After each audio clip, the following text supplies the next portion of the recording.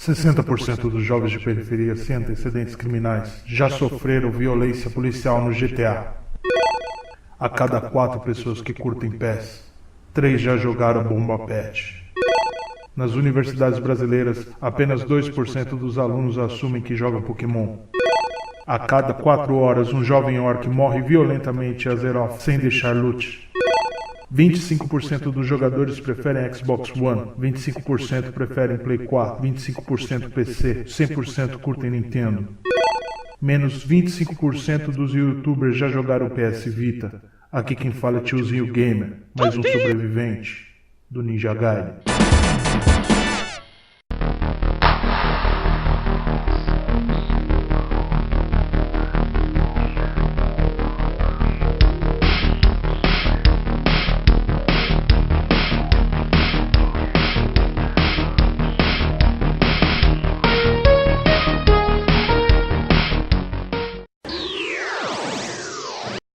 E aí galera, beleza? Aqui quem fala é o Fera, e em mais um tiozinho gamer. Hoje, sobre as curiosidades de Street Fighter 2.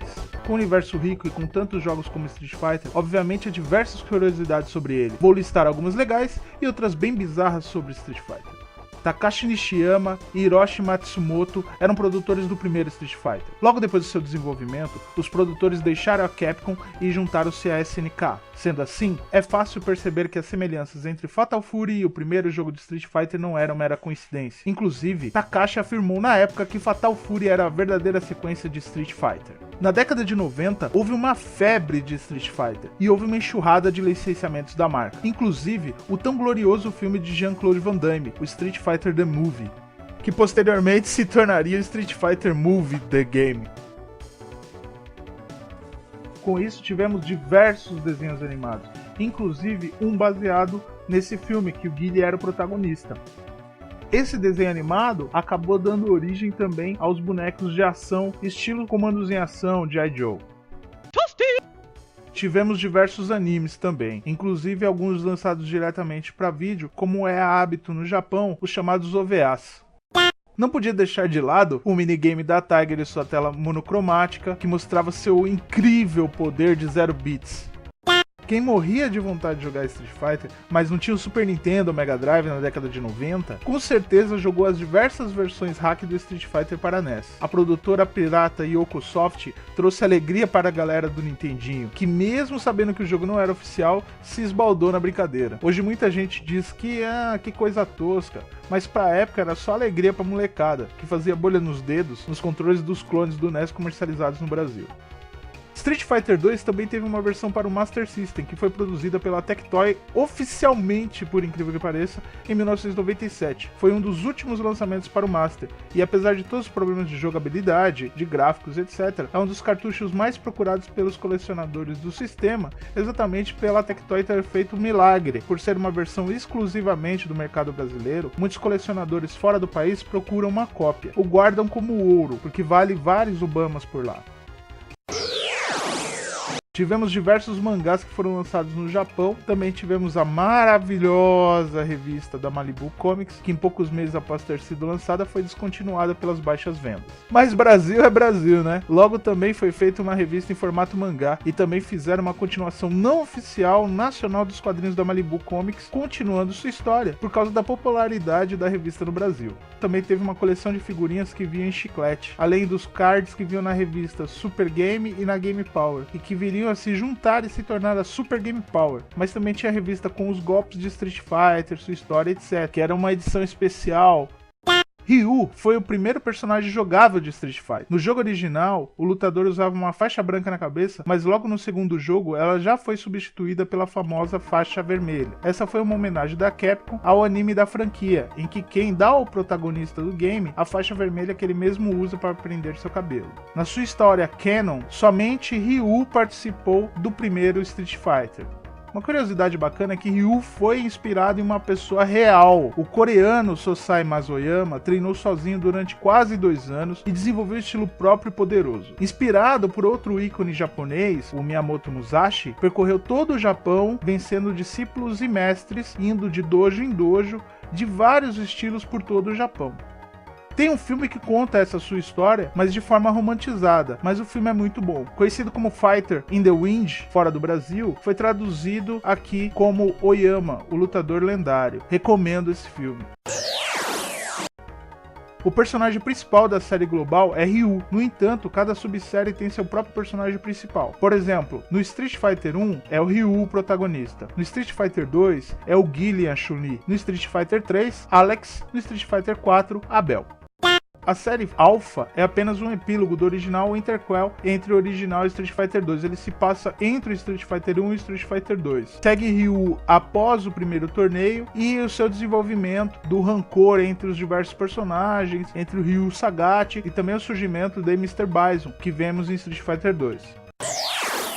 Blanka é um personagem que divide opiniões quanto à sua nacionalidade, porque não temos evidências que mostrem que ele é ou não brasileiro. Apesar dele ter participado daquele programa maior brasileiro de todos os tempos, uma trollada da internet, mas só que ninguém sabe se ele é brasileiro ou não. O que podemos dizer com certeza é que quando ele era criança, o atual lutador verde estava indo visitar sua mãe e sofreu um acidente de avião caindo nas florestas do Brasil, mais precisamente na floresta amazônica, e acabou sendo criado por macacos e aprendeu capoeira, além de aprender a conduzir eletricidade com as moreias nos rios da floresta. O seu nome é Jimmy, o que nos faz pensar que ele pode ser americano. E ele, coincidentemente, é um personagem favorito do produtor de Street Fighter, Yoshinori Ono.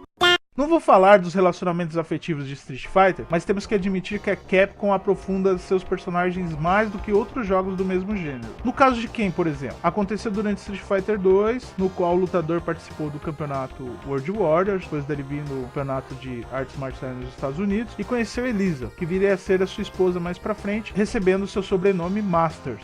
Falando no Ken, no Canon oficial ele não participou do primeiro torneio Street Fighter. Em vez disso, ele lutou na Premier USA Martial Arts, torneio que tinha sido anteriormente vencido por Charlie e ele acabou vencendo dessa vez.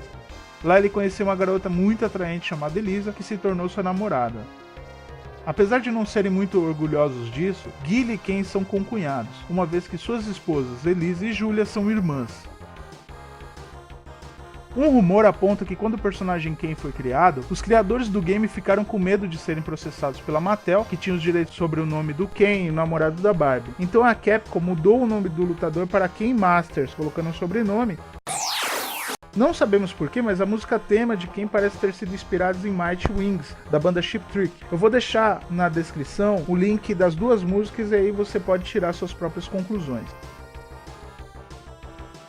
Em várias artes feitas por fãs, observamos um Ken moreno, mas no game, o personagem ele é loiro e tingido. Como sabemos disso? Simples, suas sobrancelhas são castanho escuro. Outra curiosidade meio bizarra é que o Guile não tem sobrancelhas.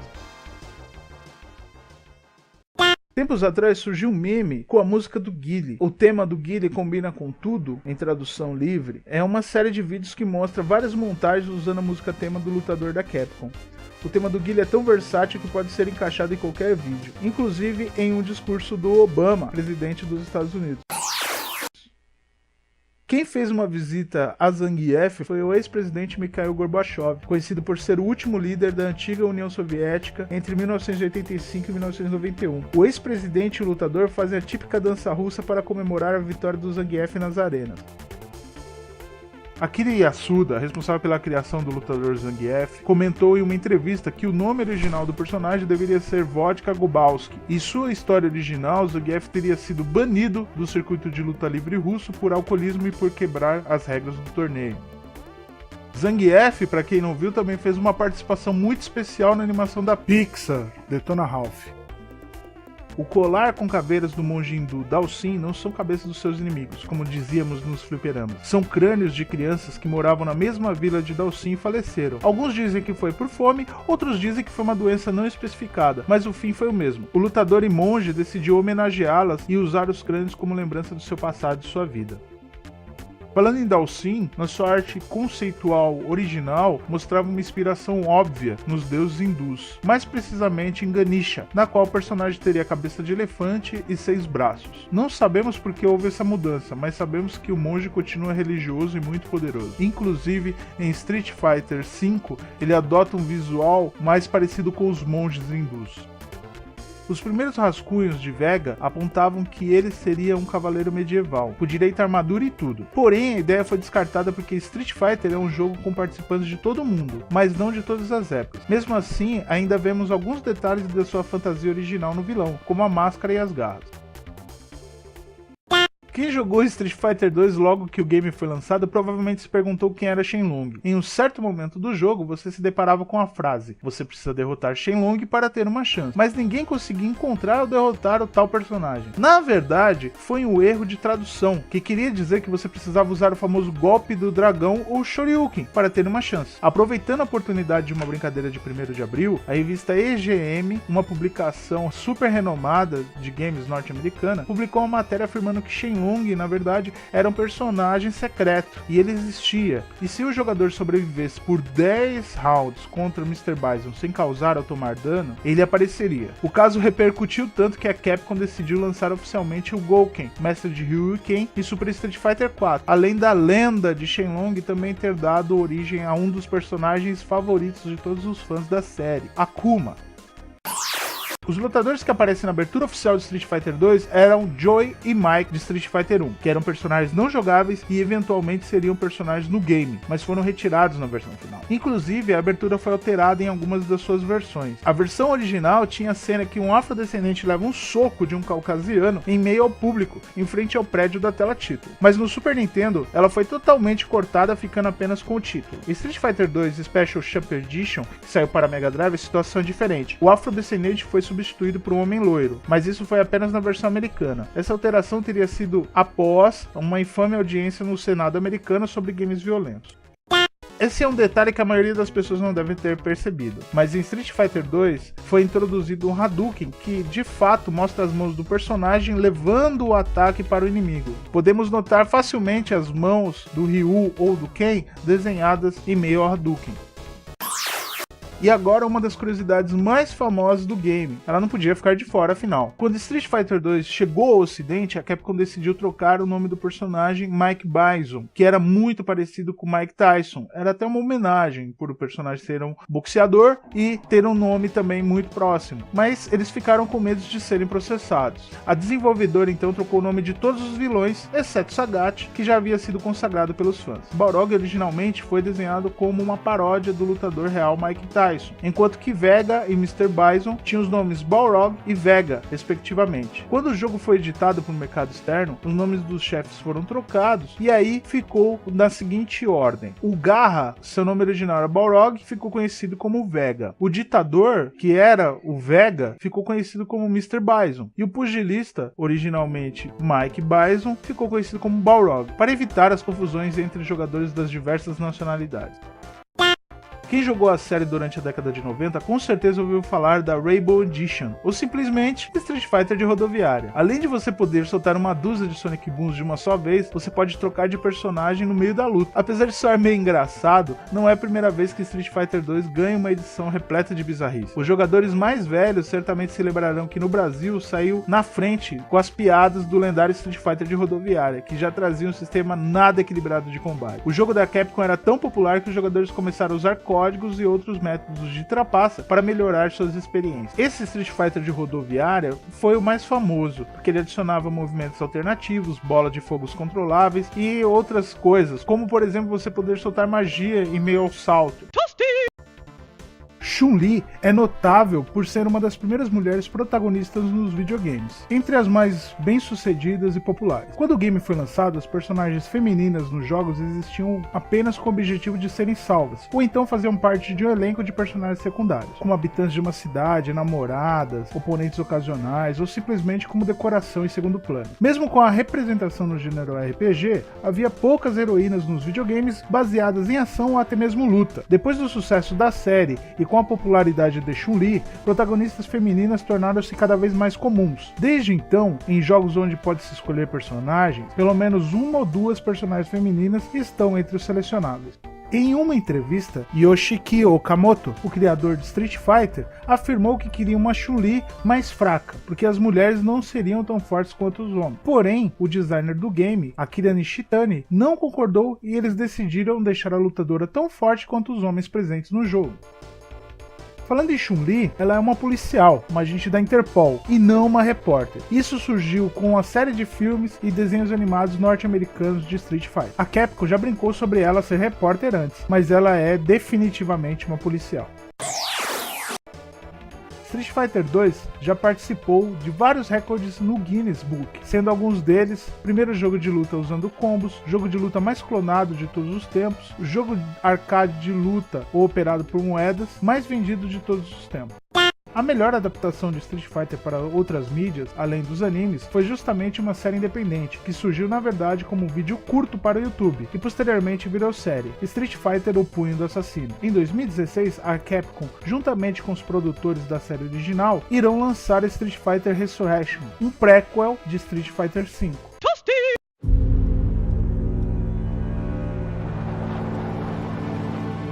Every hero is someone's villain. Every enemy is someone's ally. You will bear witness to the first demonstration of a super weapon like no other. Every killer is someone's protector.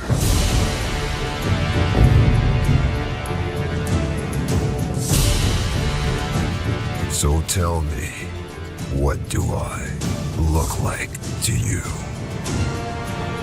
Sonic Boom!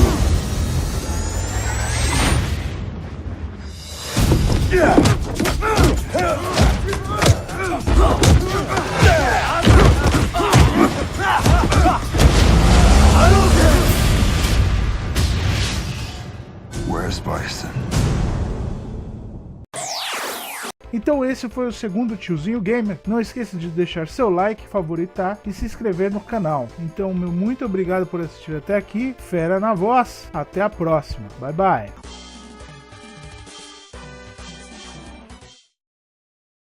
9, 8, 7, 6, 5, 4, 3, 2, 1. No!